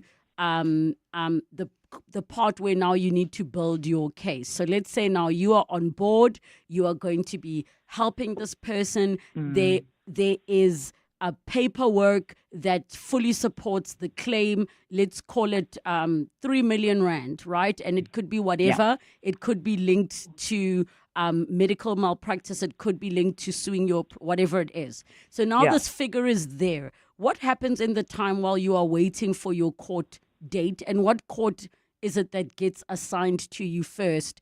And, are you expected to be up there testifying, or at the beginning, is it that your lawyer goes on their own? And is it an advocate? Is it a lawyer? Who is it? Yes. So we determine which court to approach based, for example, if you're claiming for damages, based on the quantum of the damages. Every court has got what we call a monetary jurisdiction. And then you will also look at the geographical jurisdiction, in other words, where the dispute arose or the cause of action arose. So let's say, use your example of a medical malpractice. A doctor in Johannesburg commits a medical malpractice. So then we are looking in the Johannesburg area. We go as far as looking at the district or the region. And then that is the court that will have jurisdiction. And when it comes to monetary jurisdiction, just like the small claims court, the magistrates court and the high court have different monetary jurisdictions. So a claim for R1 million will go to the high court. A claim for 200,000 rand will go to the magistrates court. And then which one of the high courts, so Pretoria or Johannesburg, will be dependent on where the cause of action arose or where the defendant then resides. So that is where we start normally, as we look at the cause of action and we assess on which court to approach, depending on the cause of action, depending on all of that. Then if you're claiming for damages, for example, you will follow the action procedure, or that is what is more commonly known as the summons procedure, and we will then issue a summons through court. The summons has to be served by way of sheriff. And once the sheriff has served the summons, then the opposing party, who is called the defendant, will then have an opportunity to respond, because we don't do litigation by ambush, and we want to hear everyone's side in South Africa. So then, you can't throw an envelope at somebody's house like they do in the films, where they just have to be served, and you hire somebody in a pizza delivery outfit. I would love to see a sheriff in a pizza delivery outfit. I think it would be quite a sight for sore eyes. But no, it doesn't work like that. We don't have private service entities. Only the sheriffs are allowed to serve in South Africa unless you, again, an exception to the rule, have an order from a court allowing for a different mode of service. So that is quite important to remember. When it comes to the different forms of services, alternative forms of services, you first have to approach a court to obtain, permission to serve in a different way. Then the defendant will, once, if he's served personally, the defendant will go and enter his intention to defend. In other words, he's now saying, I'm defending this claim. This claim is not true, or the quantity is wrong, or for whatever reason, they say no. The defendant then also gets an opportunity to set his side of the story, and that's what is called a plea. And then the plaintiff, who's the person initiating the claim, has one more last chance to deliver a reply. So and let's do this, Saritha, because the time goes so quickly, and we have to continue the story in the series and I'm so glad you rounded it up with that part of the process, because I'm sure that people also have questions around the fact that, can I actually represent myself if I can't afford an attorney? Like, what rights do I have as a South African? Do I have the rights to be provided with somebody? Or are civil claims really only for the rich? So we'll continue with our series on lawsuits and civil cases in South Africa next week. PrimeMediaPlus.com to catch up on the conversations. It's just after 2:30, time for your latest in Eyewitness News headlines. Good afternoon. Thanks, Relebogile. Good afternoon. There are calls for Public Protector Koleka Xalega to investigate the conduct of Police Minister Senzo Mchunu. The request made by the African Transformation Movement stems from KwaZulu-Natal Police Commissioner Nhlanhla Mkhonazi's damning allegations of executive misconduct and political interference against Minister Mchunu. Social Security Agency has warned of more payment delays next month for beneficiaries who are not verified. SASSA has delayed payment for recipients who are suspected to having extra sources of income. And the Eastern Cape Judge President Selby Mbenenge has rejected the assertion that he appealed banana he sent to High Court Secretary Andiswa Mengo was meant to depict a male private part. Now, the Judge President is reading the WhatsApp text between himself and Mengo before the Judicial Conduct Tribunal, probing allegations of misconduct against him. Those are the headlines this EWN. More at 3 o'clock or as it happens. EWN Traffic. In Kempton Park, heading towards Tembisa, there's an accident scene on the R21 northbound. That's just after the R23 Pinoni off-ramp, causing about a 30-minute delay. As a result, there's also bumper traffic on the R23.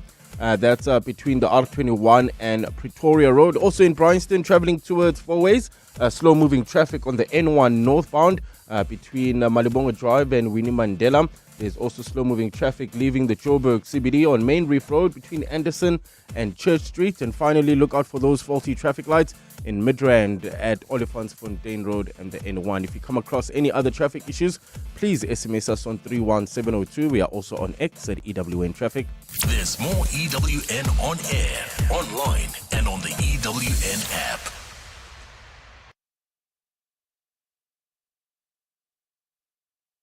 Choose your health, choose Clicks with a wide range of self-medication savings, such as Gen Pain, 30 capsules, $82.99. ACC 600, 10 effervescent tablets, 163 Rand. And Andelex C oral spray, 50 mils, 211 Rand. Fight the flu with Clicks' winter wellness remedies to relieve symptoms and boost immunity. Choose your health, choose Clicks, feel good, pay less. If it ain't broke, don't fix it, they say. But my toaster isn't broken exactly. It just lands my toast on the kitchen floor. You see, some things only kinda never work. Like a financial plan based on generic advice. That's why Momentum accredited financial advisors take the time to understand you and only then apply their expertise. Advice meets your context. Momentum, your journey to success. Momentum is part of Momentum Group Limited, an authorized financial services and registered credit provider. Brush, stroke, paint, color, protect, and admire. From roof paint to exterior textures and interior silk, Warrior Paints has it all. The product range and stylish colors are amazing. And what's more, Warrior Paints has crushed prices for incredible savings. Enjoy that good old-fashioned personal service you deserve. For price, quality, variety, and service, Warrior Paints is streets ahead. Warrior Paints. Affordable, lasting luxury. Do you want to buy a Honda? Cars.coza. Toyota or Mahindra? Cars.coza. Do you want to sell a Cherry? Cars.coza. Suzuki or Mercedes? Cars.coza. Polo, Kia, Mitsubishi, Havel, Hyundai, Lamborghini. Buy and sell, it's very easy. All you got to do is type Cars.coza. Cars.coza. Cars.coza. Let's find what moves you. Cars.coza. Cars.coza. The Money Show. Weekday evenings at 6. On the next Money Show, personal finance expert Warren Ingram will talk about your mid-year financial health check on your money to see how you've progressed and to figure out what you need to work on for the next 6 months. Dr. Rutendo Ntwingwi, founding director of Tribe Africa Advisory, author of the book Rumble in the Jungle Reloaded, has the latest business news from around our continent. Also, the latest on the top business news from around the world. The Money Show on 702. Let's walk the talk.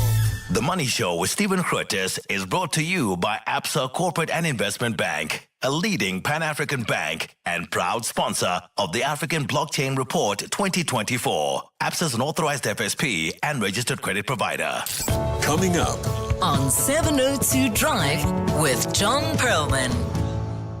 702 Drive is coming up from 3 to 6 with John Pullman. John, how are you doing? Doing well, thanks. And you? Good afternoon to all the listeners. I'm doing very well. Earlier, I asked all the listeners a simple question, which I'm going to ask you too. Are you doing better this year than where you were a year ago this time? And it doesn't have to be money, career. It could even just be learning to say no. But we are switching into the positive mode after yesterday's overwhelm of that anxiety. Yes. Yeah, I think so. Short answer. Yeah, yes. Generally doing better, I think. Penny for more? So, the NGR run is on a better financial footing, which means I sleep better. I'm eating better and exercising, not more, but in a more satisfactory way. Yeah, I think that's two good things. And the smiles have gotten bigger this year. Have they? Oh, good. I think a year and a bit ago, whenever we do our throw forwards together, there was the face of, what is she going to ask me? And now it's always a smile. Okay. You're never worried. Good. I mean, I never minded what you asked me, so maybe I was preoccupied, but anyway. But I love the smile. This year's better. Good. What's coming up on your show today? So, well, this isn't great news. The United States, 30% tariffs on South African goods using a calculation that is a thing of great mystery to a lot of economists, but be that as it may, it's their borders and their tariffs, and this is what we have to deal with. So we'll find out from a couple of industries. We'll probably do it over a couple of days, but starting today with citrus and we hope the auto industry. Auto industry is our second biggest category of export to the US. It's crucial. 300,000 people work either directly in the industry or down or upstream of it. So there's a lot at stake, and the citrus industry is crucial as well. They've been creating jobs hand over fist over many years. This is a setback, but I'm sure they've been thinking about it, and hopefully they have plans for that. The Correctional Services Committee in Parliament, Relebogile, is saying that we need to change laws so that foreign nationals who are serving time in South African prisons should be taken to their own countries to serve time there, because obviously it's an expense to South Africa, but the logistics of that I would have thought were immense. 13,000 people fall under that category, so it's not a matter of getting a few vehicles. And I think also my concern would be, what guarantee is there that then justice will be served when they are returned? Because I've heard of scary cases in the past, and not to say it's what the current state is at the moment, where like a guy committed a murder, I think it was in the UK, and at the time, the country he was in, a country in Asia, when he got sent back, he was a superstar. He didn't go to jail. He was just the celebrated person after he murdered somebody. It's quite a well-known criminal case, but he was just a celebrated superstar. And I think they might have even Celebrated by who? by the people when he arrived. Which people? As in that country. So he just now, because now they didn't put him straight into jail. So now people start interviewing him like, you murdered this person, and I think there was cannibalism involved. So that's how he just became a superstar, that people were interested in the story. But he didn't go now and serve time in his country, because at the time, the country where he committed the crime, it was exactly that argument. Why should we use our taxpayers' money to feed this person who committed a crime? Then he went to his country and started doing interviews and being on game shows on TV and is a superstar. Like, would be my only concern is, nope, keep them here. I want my money to be seeing justice being served. Okay, well, there's definitely debate there. And of course, feeding cannibals is a whole issue that we could get into on another occasion. But but we'll talk about that. I must find the story and send it Please to you. do. Sounds intriguing. Mbazima Shalo has written a very interesting opinion piece on News 24 about the issue of people setting up blockades or blocking foreign nationals from going into clinics and healthcare centers. And we'll interview him about that. He's got some very interesting questions that he thinks we need to ask. We'll do that at about 20 minutes past 4. 702 Drive with John Perlman coming up from 3 to 6 p.m. We'll definitely be tuning in for that conversation. 702. The car feature. Time for the car feature on 702 afternoons at 19 minutes to 3 o'clock. And as we continue, keep sending in your messages. We'll read them before the end of the show. Are you in a better place than where you were this time a year ago? Share with us, no matter how small the progress feels. Even if you feel like you're in the same place, maybe psychologically you're in a better place. 072 702 1702 for that continued conversation. But joining us in studio for our car feature, Curtis Young, CEO and Head of Strategy and Product Development at Fixer. And we are chatting about how modern car features impact your car battery lifespan. Curtis, welcome to the show. How are you doing? I'm doing fantastic. Thank Hold you. on, let's try that again. Your mic wasn't on. How are you doing? I'm doing fantastic. Thank you very much. Definitely in a better place this year than last year, seeing as I'm here. So Wow, I love it for you. I'm so glad we are the better in You're the the place. better. Yes. I love that. Look, I feel like sometimes when we, because I also test drive quite a few cars.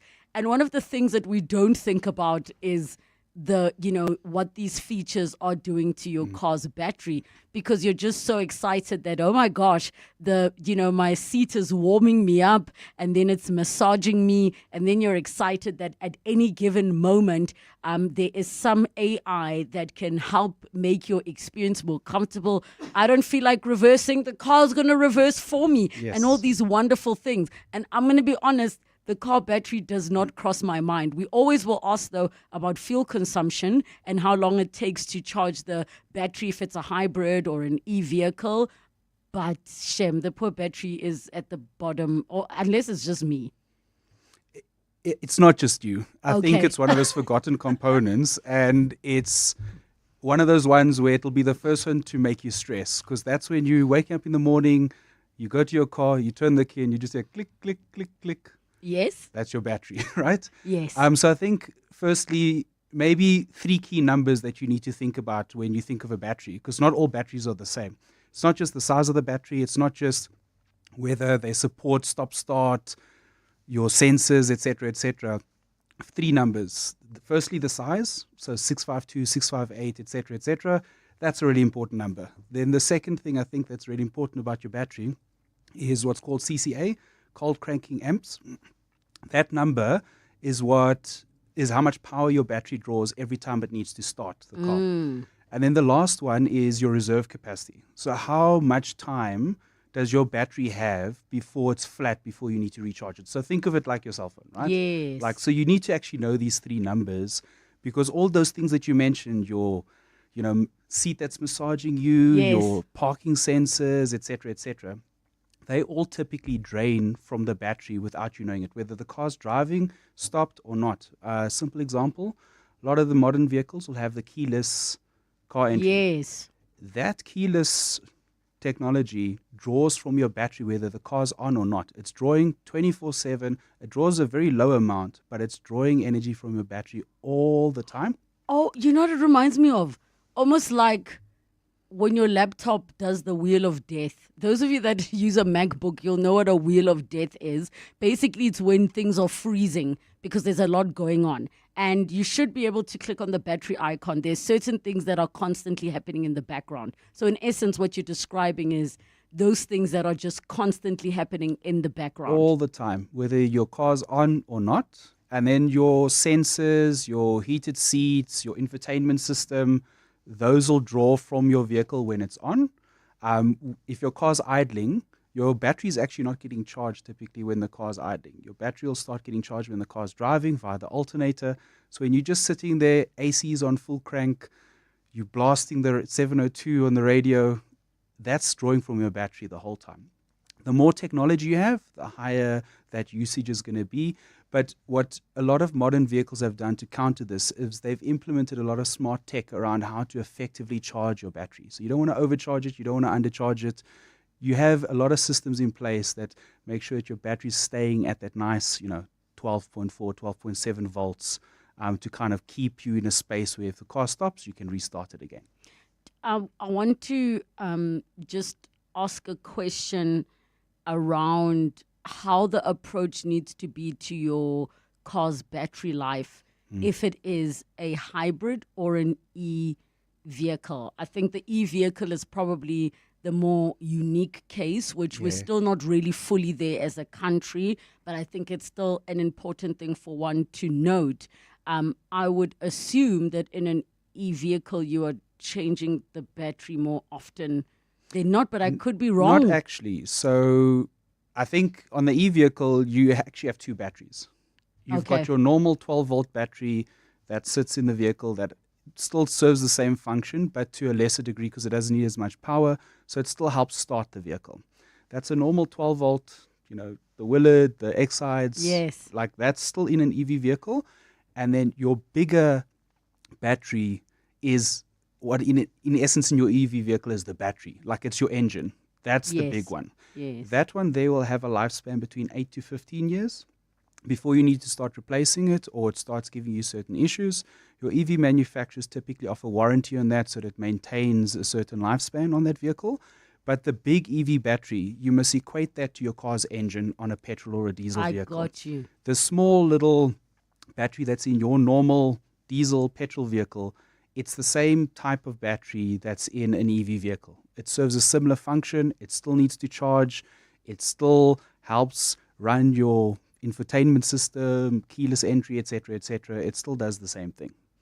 All right, we're going to take a break. When we come back, we continue. Get your questions in on the features that impact your car battery lifespan the most. And I hope that some of you are like me listening to this conversation and are going to be learning quite a bit. And I guess because replacing a car battery is not something that happens regularly, it's actually more of a long-term thing.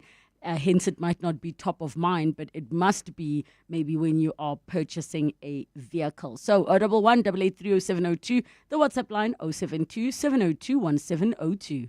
702 delivers on the matters that matter to you.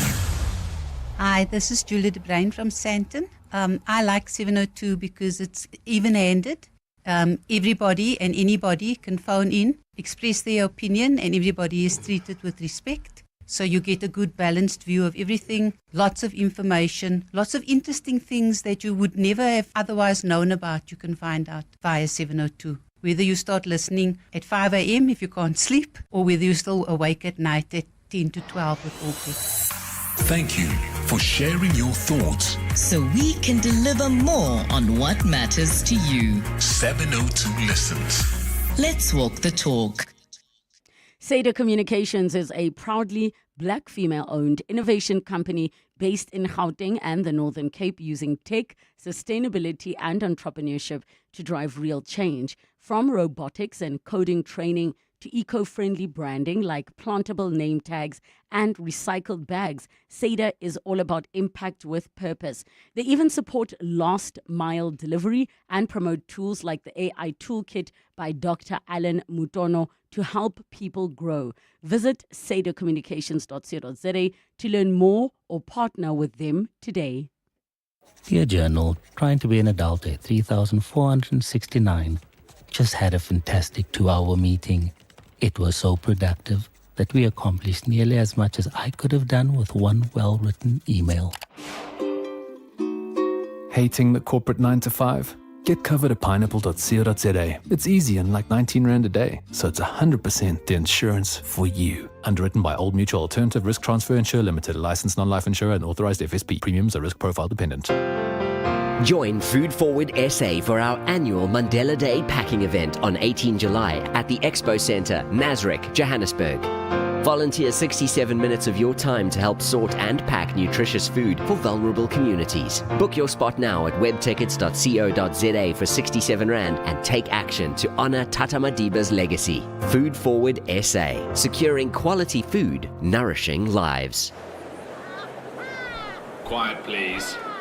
The Wimbledon experience in Mzansi is back at Amex Tennis Town Monte Casino between 11 and 13 July 2025. Enjoy VIP hospitality, the ultimate big screen experience, and more than just strawberries and cream. Buy your tickets now using your Amex card on Howler and get 50% off on limited tickets. Amex Tennis Town, the championship's Wimbledon experience with the Mzansi advantage. Tennis is better with Amex. 702. The car feature. 9 minutes to 3 o'clock as we continue with our car feature, talking about how modern car features impact your car battery lifespan, together with Curtis Young, CEO and Head of Strategy and Product Development for Fixer. Your calls on 011 883 0702 in the WhatsApp line 072 702 1702. So Curtis, you were just sharing earlier, we touched on your electric vehicles and actually the fact that there are different batteries in the cars, right? So now when we are looking at some of these modern features, I want to ask about behaviors that we do as drivers that could be also affecting the battery negatively. Sure. So that's actually a really good question. So I think the first and foremost thing that most people don't actually think about at all is where you park your car. Extreme heat, extreme heat, extreme cold degrade your battery's life cycle. So it'll make that same battery, if you park it in the sun outside versus park it in the garage, that it'll impact the life cycle of your battery. Most people don't think about that. You just park your car and you're like, I'm good. The second thing is driving behavior. So if you are going to be on short commutes the whole time, that drains your battery without giving it sufficient chance to recharge to a healthy level each time. So it's one of those things where try and at least once a week drive this thing on the highway for a little bit, drive a little bit further, or plan your errands where you're driving all your errands at once to give sufficient time to charge the vehicle. And another one, and this is, I guess, is a South African thing with all the potholes and the likes, is if you're driving over rough terrain, that can also cause issues with your battery, because if it's jiggling around a lot, it causes damage to the battery, and it again also degrades the life cycle. So those I are love all how you're saying rough terrain when we're referring to it's rough to out there. literally like Randburg and Center. Yeah, you're driving like you're driving F1.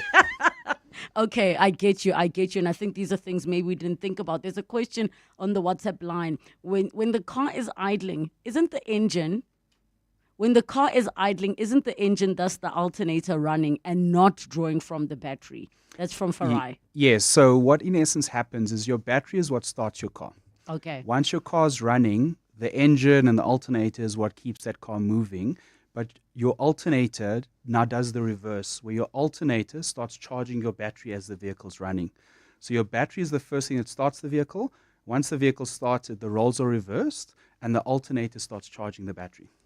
If you were to name the top 3 features in modern cars, we're not necessarily talking Rolls Royce, like, if your door lifts up like a plane, but, modern cars that many South Africans are driving or that we'd see around in the area. What would you say are the top 3 that you'd say use this feature on a must or need to use basis unless you are rolling in the dough? Sure. So I think the features that drain the vehicle the most from a battery perspective, aircon, full blast on aircon. I'm saying it like it is. Yes.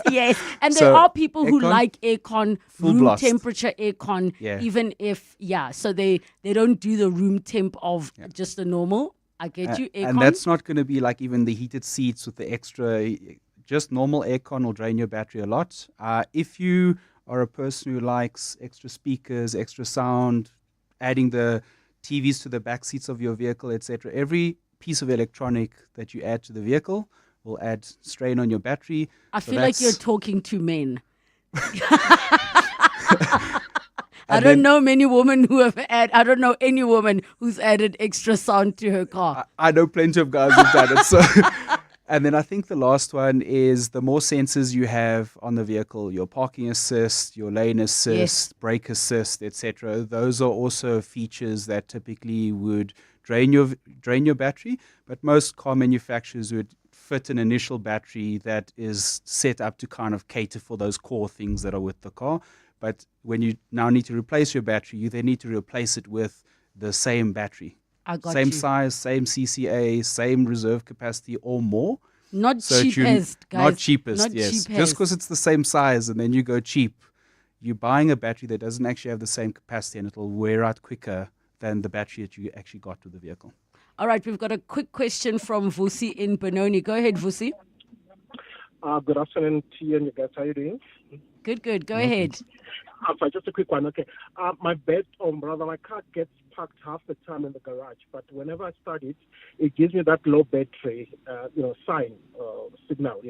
Will that be the case with my car as well because of the battery? No, I don't drive it more often. Yeah, so if you aren't driving your vehicle often and you're consistently getting that low battery like error on the dash, it's likely an indication where the battery like voltage and the likes is just low. So you need to drive it for an extended amount of time, or you can buy the smart charging meters from Golwagen, AutoZone, etc., and charge it overnight. If the battery still drains quickly, though, even after charging it fully, then you likely need to consider replacing that battery, because all batteries have a life cycle. Like in the old days, it would have been like 2 years is kind of recommended number. But in today's vehicles, a battery can last anywhere from 2 to 5 years, depending on the car, depending on the battery.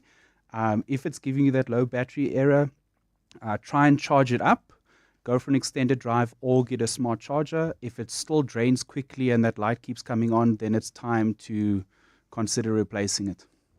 Arthur Goldstuck, CEO of Worldwide Works and Editor-in-Chief of Gadget. Sorry, my apologies. Look at me reading at the incorrect one. Curtis Young, CEO and Head of Strategy and Product Development for Fixer, spelled FIXXR. And that's where you can get all of that information. Thank you for joining us. Cool. Thank you for having me.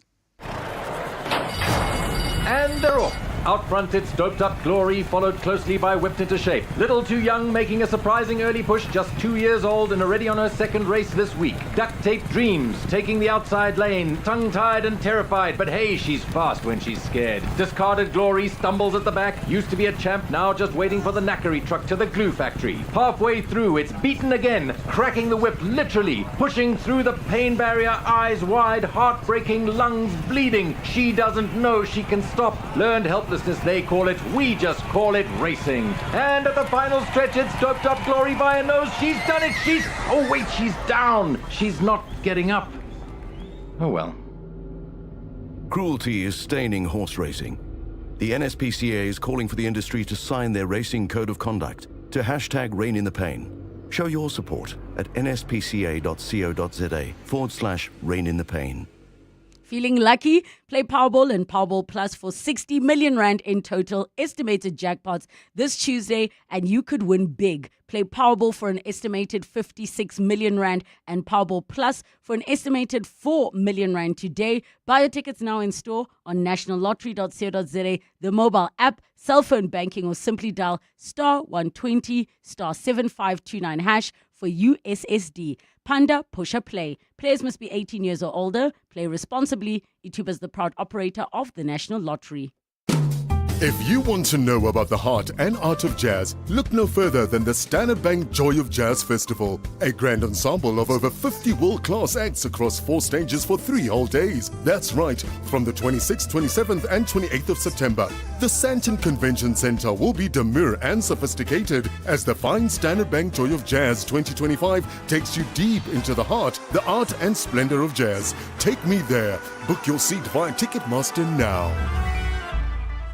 Thank you so much to all the messages being shared about how the team and I have really helped you and that you're in a better place from last year. It's 3 o'clock. This is EWN. Emerging currencies recover from Trump's tariff hikes and a warning for SASSA recipients who fail to disclose income status. Good afternoon, I'm Porapata. Some emerging currencies have recovered from the shock of tariff hikes by US President Donald Trump. Trump issued letters to more than a dozen countries, including South Africa, putting them on notice for an increase in import duties on goods bound for the US. South Africa has been slapped with a 30% levy from as start of August. There are now calls for Public Protector Koleka Xalega to investigate the conduct of Police Minister Senzo Mchunu. The request made by the African Transformation Movement stems from KZN Police Commissioner Nhlanhla Mkhonazi's damning allegations of executive misconduct and political interference against Mchunu. In an explosive press conference over the weekend, Mkhonazi accused the minister of